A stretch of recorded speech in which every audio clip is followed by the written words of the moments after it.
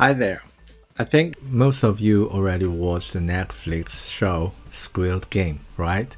So in this video, as a product and UX designer, I want to talk about the design principles in this show. Sounds interested? Let's jump into it. I really enjoy this show, and I know there are many discussions and memes about this show already. So in this video, I want to share 4 design principles that I find from this show related to product design and UX design. So let's start the topic with the first game, red light, green light. The first game in Squid Game is the red light, green light, which I think is the best game of all games in the show. The player who failed would be shot to death. The role was not told to players, but showed with a player got shot for real. Then everyone knows that this is for real. It's a design principle. Show, don't tell. Show, don't tell is a written technique in which story and characters are related through sensory details and actions rather than exposition. This technique is intended to allow the reader to experience the story through action, words, senses, and feelings rather than through the author's exposition and description.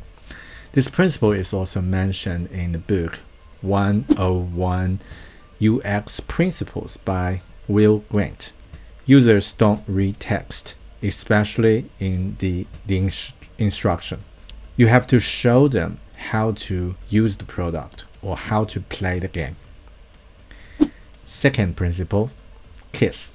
Keep it simple, stupid.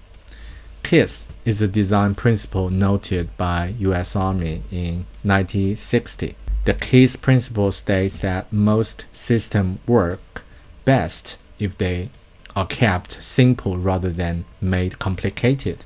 Therefore, simplicity should be a key goal in design, and unnecessary complexity should be avoided. In Squid Game, the organization's goal is to manage soldiers and players in the most efficient way, which would be good to eliminate human touch from every soldier. So a mask and a jumpsuit is essential. But in order to manage soldiers to do different functions, they need to be easy to recognize and also without any misunderstanding. So they use square, circle, and triangle to stand for different functions, which is an universal language. Even aliens can recognize that. The third principle, be visual. When doing design for digital devices, especially mobile devices, visual is so important. For mobile modern users, they don't read text. They are easily to be distracted and their attention span is very short. So using visual to show your messages and draw their attention is the secret weapon that a good designer will use. In Squid Game, when the organizer announced winner will get 456 billion yuans, people still seems have the sense and wanted to quit the game. But when showing the piggy bank with golden caches on the ceiling, people choose to stay to play the deadly game. The fourth principle, utilize available screen space. A fascinating thing on Squid Game is the stairs led players to the playground. It reminded me the design from Dr. Temple Grandin for cattle slaughter. It's called the Stairway to Heaven.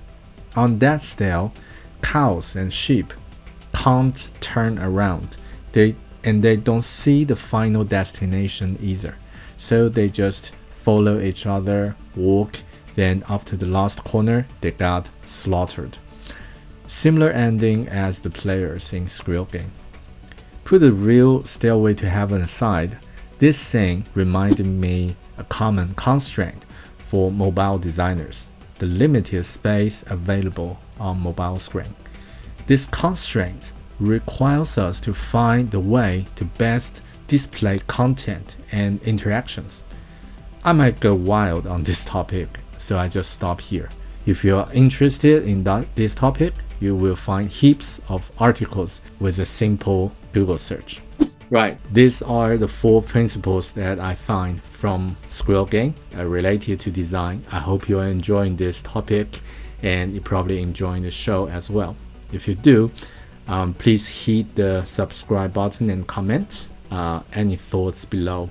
And if you are interested about more topic, probably can check this video. It's also about something related to design, like how a designer should not use a template for showing your design. You're probably interested in this one. Thanks for watching. I hope we'll see you in next video.